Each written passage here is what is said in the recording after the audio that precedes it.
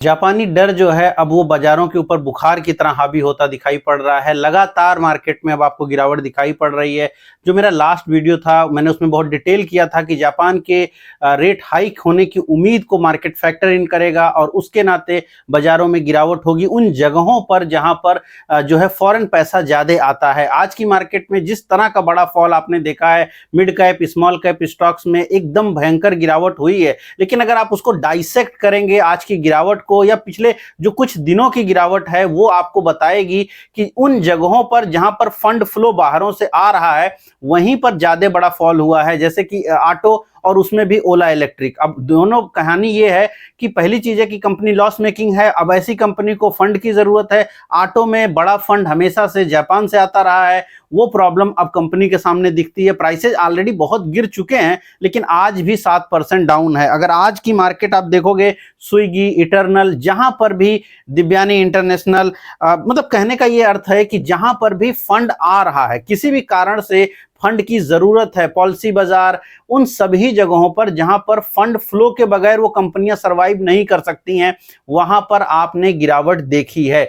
पूरे मार्केट में गिरावट रही है, पूरा अक्रॉस द बोर्ड गिरावट रही है। ऐसा नहीं है कि सिर्फ उन्हीं जगहों पे गिरावट हुई है, गिरावट हर जगह हुई है। अगर आप बाजारों की अगर आप एक सेक्शन में बाजार को देखेंगे तो सिवाय एफएमसीजी के कुछ चला नहीं है, लेकिन ओवरऑल अगर आप देखिए तो बाजार यानी निफ्टी की बात करिए तो कहीं वो 25,860 के आसपास आई है। अभी वापस से जिस तरह से हम इस एक बड़े जोन में टिके हुए हैं, उसी जोन में बने हुए हैं, तो इंडेक्स उतना प्रॉब्लम नहीं खड़ा करता है। यद्यपि आज इंडेक्स भी आधा % से ज्यादा गया है, 100 करीब 170 पॉइंट इंडेक्स डाउन हुआ है। लेकिन अगर आप इसको और दूसरी जगहों पे देखेंगे यानी मिड कैप स्मॉल कैप 2-2 ढाई% स्टॉक्स आपके जो है इंडेक्स लेवल पर घटा है। स्टॉक तो 8-8 10% आपको गिरते हुए दिखाई पड़े हैं। तो ये जो गिरावट है ये अक्रॉस द बोर्ड है, पूरे के पूरे मार्केट में गिरावट है। सुबह के समय जब मैंने ये डेटा देखा था एडवांस डिक्लाइन का, करीब 1700 शेयर घटे हुए थे, करीब 900 के आसपास तेजी में थे और शाम होते होते जो तेजी वाले हैं वो करीब 5-7 स्टॉक और बढ़े, यानी 1023 हुआ वहां पर 1023, लेकिन तकरीबन 2100 स्टॉक में मंदी हुई है। दिन के दौरान जो गिरावट है वो स्मूथ रही है, लगातार बाजारों में गिरावट दिखी है। कई लोग इसको जो है एक्सपायरी से जोड़ के चल सकते हैं, वो बिल्कुल सही बात है, लेकिन 150 पॉइंट का हेरफेर आप अलग कर सकते हैं कि कल वापस से उछाल में आपको 150 पॉइंट और उछाल देखने को मिल जाए। लेकिन मार्केट की जो अंडरटोन है जिसको मैं लगातार आपको बता रहा हूं, और एक वीडियो में नहीं मैंने बहुत सारे वीडियो बनाए हैं पिछले एक महीने में। अगर आप याद करें, फेक रैली की वीडियो मैंने बनाई थी, उसके पहले प्रमोटर की सेलिंग पर मैंने पूरा डिटेल किया था कि इस मार्केट का जो रियल विलन है वो कहीं भी एफआईआईज नहीं है, वो तो पहले ही पिछले 10 साल का विलन है। लेकिन जो नया गब्बर सिंह पैदा हुआ है वो है आपका जो प्रमोटर है, वो पिछले 2-3 सालों में बहुत हैवी सेलिंग कर रहा है और इस समय वो बहुत ज्यादा सेलिंग कर रहा है, जिसको मैंने अपने वीडियो में आपके सामने रखा था। ये सारे चैनल, इसी चैनल पर ये सारे वीडियोस हैं, आप चाहें तो इनको दोबारा देख सकते हैं। ऐसा नहीं है कि ये कोई एक दिन की बात है, उसमें पूरा एक कॉन्सेप्चुअल बातें मैंने आपको बताई हैं।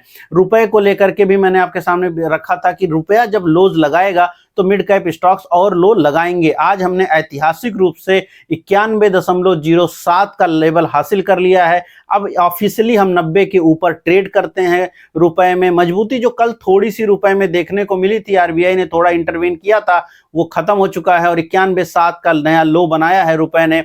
जिस तरह से रुपए की गिरावट बढ़ेगी और अगर फॉरेन फंड फ्लो हमारे देश में कम होगा, जिसकी संभावना है क्योंकि जापान की तरफ से रेट हाइक होगा, अगर जापान रेट हाइक 0.5% होता है तब तो ठीक है, लेकिन अगर वो 75 बेसिस पॉइंट का रेट हाइक कर गए तो मार्केट आपको यहां पर नहीं दिखेगी। इंडेक्स की बात अलग है, मैं आपको ये बार बार समझा रहा हूं, इस मार्केट में इंडेक्स की बात अलग है। बहुत साफ आपको मिड कैप स्टॉक का एक वीडियो मैंने दिखाया था, आई थिंक मुश्किल से 6-7 दिन हुए होंगे। ज्यादा व्यूज नहीं आते हैं इस टाइप के कॉन्सेप्चुअल वीडियोस पे, तो बार बार बनाने का मन भी नहीं करता है। लेकिन अगर आपने उसको देखा है तो आपको मैंने बहुत समझाया था कि रुपए की कमजोरी में स्टॉक्स घट रहे हैं, मिड कैप स्टॉक्स लगातार घट रहे हैं, मिड कैप इंडेक्स लगातार घट रहा है, वहीं पर जो लार्ज कैप है वो टिका हुआ है। तो आपको इंडेक्स निफ्टी, बैंक निफ्टी हो सकता है उतनी बड़ी दिक्कत ना दिखाएं, लेकिन आपके इंडिविजुअल स्टॉक्स की जो कहानी है वो और भी खराब होती चली जाएगी, इसकी संभावना बनी हुई है।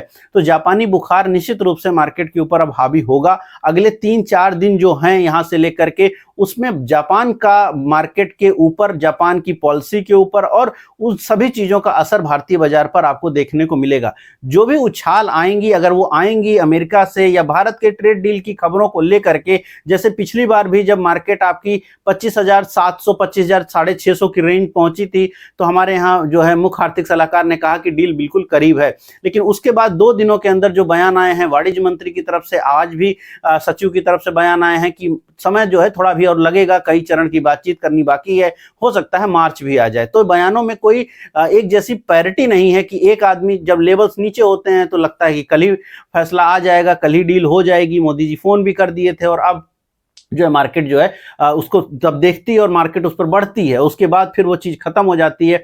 अल्टीमेटली जो पैरिटी की प्रॉब्लम है, और ये डील इतनी जल्दी नहीं होने वाली है, इसमें काफ़ी समय लगेगा, क्योंकि अमेरिका अपनी शर्तों को मनवाना चाहता है, क्योंकि वो एक फ्रंट पर हार चुका है। अगर आप चाइना और अमेरिका के ट्रेड वॉर की बात करिए, चाइना ऑलरेडी इसको जीत चुका है। इस पर मेरा एक सेपरेट वीडियो में लेके आऊंगा सारे डेटा को रखते हुए। तो अब जिसको अमेरिका हरा सकता है वो भारत है, तो आप हारेंगे, इसमें पूरी कोशिश अमेरिका करेगा, और इसलिए ये डील अमेरिकन फेवर में होनी है ये, और भारत उसको इतनी जल्दी स्वीकार नहीं करेगा, और इसीलिए ये डील अभी और लंबी खींच सकती है। तो बाजारों को ये सब पसंद नहीं आएगा, और इसीलिए रुपया जो है अपने लोज की तरफ भी बढ़ा है। हमारे जो एक्सपोर्ट्स हैं वो घटे हैं लंबे समय से, पिछले समय से हम घटे रहे हैं एक्सपोर्ट्स पे। तो ये सारी चीजें पाइलअप हो रही हैं। और जापान की जो बात है, चूंकि जापान का अगर रेट बढ़ेगा तो पैसे भारत में कम आएंगे, जहां पर जापानी निवेश आता है वो पूरी के पूरा एरिया प्रभावित होगा, और उस एरिया के प्रभावित होने के कारण मार्केट में आपको गिरावट देखने को मिलेगी। और इसीलिए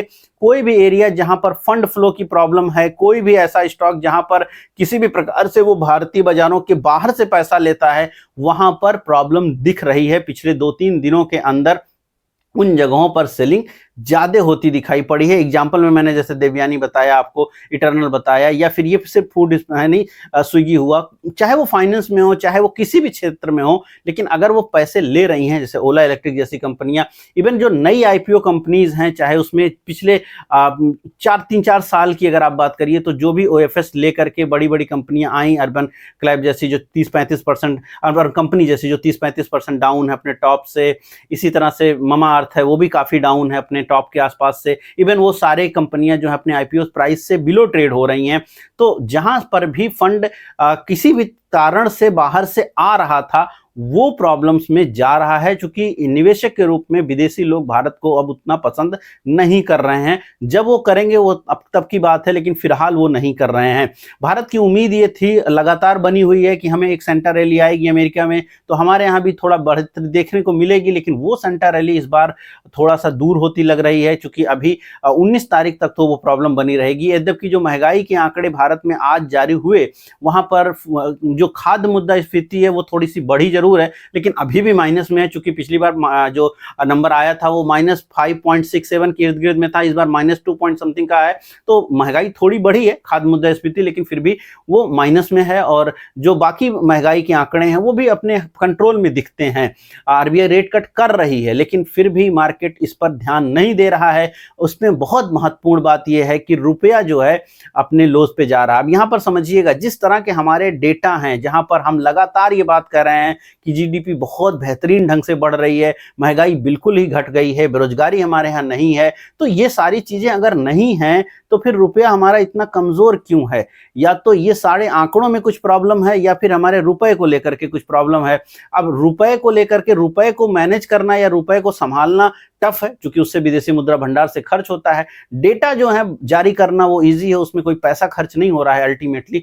तो डेटा के ऊपर रिलायबिलिटी की प्रॉब्लम इस नाते भी और लोगों को लग रही है अब, क्योंकि ये फिर नहीं होना चाहिए कि बहुत अच्छी इकोनॉमी, बहुत खराब करेंसी और स्टॉक मार्केट कोलैप्स, या बड़े स्टॉक्स में थी तेजी और बाकी पोर्टफोलियो या mid cap small cap stocks में कोलैप्स, मार्जिन की प्रॉब्लम, कंज्यूमर खरीद नहीं पा रहा है, देश का जो मिडिल क्लास है वो सिंक कर रहा है, और ऐसे में जो एफएमसीजी कंपनियां हैं उनको उस तरह की बाइंग नहीं दिख रही है। बाकी भी कंपनियों को बाइंग की प्रॉब्लम है। जो भी आपकी कंपनियां हैं, जो जैसे आज भी अर्बन कंपनी ने, इवन एक जो है टेक्सटाइल कंपनी ने आज जारी किया अपना रिपोर्ट, जिसमें उन्होंने ये कहा है कि जो उनके स्टोर्स हैं वो उतने नहीं खुल पा रहे हैं। तो मेन मुद्दा ये है कि वो स्टोर्स क्यों नहीं खुल पा रहे हैं। गो फैशन की मैं बात कर रहा हूँ, ये भी नई कंपनी है जो कि टॉप से काफ़ी डाउन है, और जिस तरह से उनका यूँ कहिए वो जिस तरह की ग्रोथ की सोच रहे थे कि लगातार वो ग्रोथ करते चले जाएंगे, उस तरह की ग्रोथ उन्होंने अपने नंबर्स में नहीं दिखाया है। और वो जो कॉन्फ्रेंस में बोला है कि नहीं, हम उस तरह स्टोर्स नहीं खोल पाएंगे।